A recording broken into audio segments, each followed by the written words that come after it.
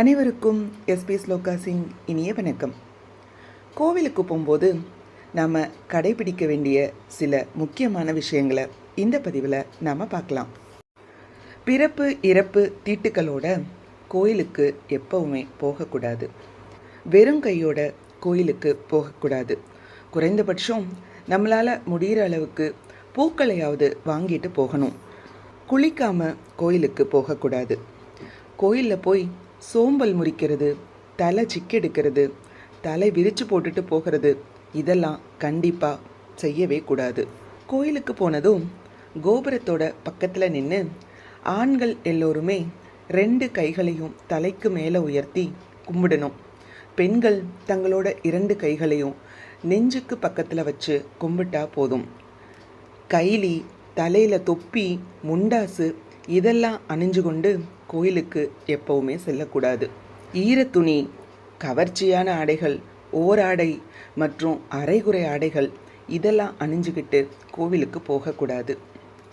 பசுமடம் உள்ள கோயிலுக்கு போகும்போது வாழைப்பழமோ அல்லது அகத்திக்கீரையோ வாங்கிட்டு போனால் இன்னும் சிறப்பாக இருக்கும். கோயிலுக்குள்ளே இருக்கும் பொழுது நம்மளால் முடிஞ்சால் தீபம் ஏற்றி வழிபடுறது சிறப்பாக இருக்கும். நம்மளோட வேண்டுதல்களை நினச்சி 48 நாட்கள், அதாவது 1 மண்டலம் தொடர்ந்து விளக்கேற்றி வழிபாடு செஞ்சுட்டு வந்தோன்னா நம்ம நினச்ச காரியம் நிறைவேறும். சிவன் கோயில் அப்படின்னா 3, 5, 7 என எண்ணிக்கையில் வலம் வர்றது சிறப்பு. சிவன் கோயில்களுக்கு போகும்போது நந்தி பகவானை வழிபட்டதுக்கு அப்புறம்தான் சிவபெருமானை வழிபடணும். விநாயகரை 2 கைகளால் தலையில் குட்டி கொண்டு தோப்பு கர்ணம் போட்டு வழிபடணும். இறைவன்கிட்ட நம்மையே முழுமையாக அர்ப்பணிக்கிற மாதிரி ஆண்கள் தரையில் விழுந்து வணங்கணும். பெண்கள் அனைவரும் பஞ்சாங்க நமஸ்காரம் அப்படிங்கிற முறையில் தலை மற்றும் 2 முழங்கால்களும் தரையில் படும்படியாக இறைவனை வணங்கி வழிபடணும். கோயிலில் உள்ள மற்ற சன்னதிகளை காட்டிலும் கொடிமரத்துக்கு பக்கத்தில் மட்டுமே விழுந்து கும்பிடணும். விக்கிரகங்களை எப்பயுமே தொட்டு வணங்கக்கூடாது. சந்நிதியோட முன்பக்கமோ மற்ற நபர்களிடமோ கைகளை தட்டி வணங்கக்கூடாது. ஒவ்வொரு சன்னதிக்கும் ஏற்ற துதி பாடல்களை பாடி வழிபடுவதும் சிறப்பாக இருக்கும். மந்திரங்களோ துதி பாடல்களோ தெரியாதவங்க அந்த சன்னதியில் உள்ள தெய்வத்தோட பெயரை சொல்லி, அதாவது ஓம் கணபதியே போற்றி, ஓம் சரஸ்வதியே போற்றி, இந்த மாதிரி சொல்லி வணங்கி வழிபடலாம். நம்மளோட கரங்களை நமது இதயத்திற்கு அருகில் மார்புக்கு நேராக வச்சு மந்திரங்களை சொல்லி மனசுக்குள்ளேயே வேண்டிக்கணும். நந்தியோட காதில் எந்த ரகசியம் சொல்லணும் அப்படிங்கிற கட்டாயமெல்லாம் கிடையாது. பிரகாரத்தை வலம் வரும்போது வேகமாக நடக்கக்கூடாது. பலிபீடம், நந்தி, கோபுரம் இவற்றோட நிழலையும் எப்பையும் மிதிக்கக்கூடாது.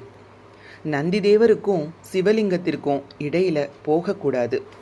கோயிலில் விபூதியோ குங்குமமோ கொடுக்கும்போது அவற்றை வலது கையால் மட்டும்தான் வாங்கணும். நடந்துக்கிட்டே நெற்றியில் விபூதியை பூசக்கூடாது. கோயிலில் உயர்ந்த ஆசனத்தில் அமரக்கூடாது. பலிபீடத்துக்கு உள்ள சந்நிதியில் யாரையும் வணங்கக்கூடாது. நம்முடைய பேச்சுக்களோ செயல்களோ அடுத்தவர்களுடைய வழிபாட்டையோ தியானத்தையோ கெடுக்கிற மாதிரி இருக்கக்கூடாது. கோயில் உள்ள உரக்க பேசுகிறதும் கூடாது. வீண் வார்த்தைகளும் தகாத சொற்களும் பேசக்கூடாது. வெத்தலை பாக்கு போடுறது, பொடி போடுறது இந்த மாதிரி நிச்சயமாக செய்யக்கூடாது. கோயிலுக்குள்ளே முக்கியமாக பூஜை நேரத்தில் புகைப்படம் எடுக்கக்கூடாது. கோயிலுக்குள்ளே செல்ஃபோனில் பேசுகிறது கட்டாயம் கூடாது. நாம் இறைவனை தரிசிக்கிற அந்த கொஞ்ச நேரத்துலையாவது செல்ஃபோனை ஆஃப் பண்ணி வைக்கிறது நல்லது. தோளில் துண்டோட தரிசனம் செய்யக்கூடாது. தரிசனம் செஞ்சதுக்கப்புறம் கோயிலில் இருந்து வீட்டுக்கு கிளம்புறதுக்கு முன்னாடி கோயிலில் ஏதாவது ஒரு இடத்துல கொஞ்ச நேரமாவது அமர்ந்துட்டு அதுக்கப்புறம்தான் போகணும். கோயிலுக்குள்ளே நுழையும் போதும் திரும்பி வரும்போதும் கோபுர தரிசனம் அவசியமாக செய்யணும். கோயிலுக்குள்ளே நுழைஞ்சதுலேருந்து வெளியே வர்ற வரைக்கும் நிதானமாக அவசரம் இல்லாமல் கடவுளை நமக்குள்ளே உணர்ந்து மந்திரம் சொல்லி வழிபடுறது இன்னும் சிறப்பான பலன்களை கொடுக்கும். கோயிலுக்கு போயிட்டு வந்ததுக்கப்புறம் உடனடியாக கால்களை கழுவக்கூடாது. கொஞ்ச நேரமாவது அமர்ந்த பிறகு அதுக்கப்புறம் கழுவணும். ஸ்தல விருட்சங்களை இரவில் வழிபடக்கூடாது. அஷ்டமி, நவமி, அமாவாசை, பௌர்ணமி, மாதப்பிறப்பு, சோமவாரம், பிரதோஷம், சதுர்த்தி இந்த தினங்கள்ல எல்லாம் வில்வம் பறிக்கக்கூடாது. இதற்கு முதல் நாள்லையே மாலையில் நம்ம பறித்து வச்சுக்கணும். கோயிலில் நாம் தரிசனம் முடிச்சுட்டு வெளியில் வந்ததுக்கப்புறம் யாருக்கும் தானம் செய்யக்கூடாது. கோவிலுக்கு உள்ளே நுழையிறதுக்கு முன்னாடியே தானம் செஞ்சுட்டு அதுக்கப்புறம் கோயிலில் போய் வழிபடலாம். கோயிலுக்கு வரும் பொழுதும் திரும்பி செல்லும் பொழுதும் நம்ம மனசில் இருக்கிற அனைத்து விதமான தீய எண்ணங்களையும் முழுசாக அழிச்சிட்டு போகணும்.